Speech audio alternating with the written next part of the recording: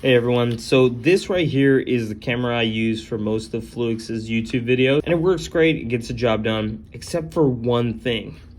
As you can notice, it has a pretty janky mount for the mic. So I usually just put it on here just like that. Not a great solution, usually comes off very easily. So I got this shock mount right here on Amazon. It's pretty simple, and I think it's gonna go ahead and provide a way better mount. This is made by Rode. All right, so I'm gonna have to get the old microphone onto this shock mount. It's not made from the same manufacturer, so I'm gonna have to use some elbow grease. Perfect. That fits pretty well.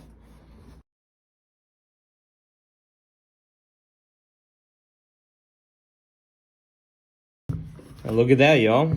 A major upgrade. It's a shock mount, so now from now on, whenever I hit the mic or it brushes against something, it doesn't feel the vibration from my hard mount.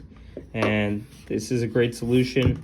It's much better than the janky mount from here. So that is a successful upgrade. I'll see y'all in the next one.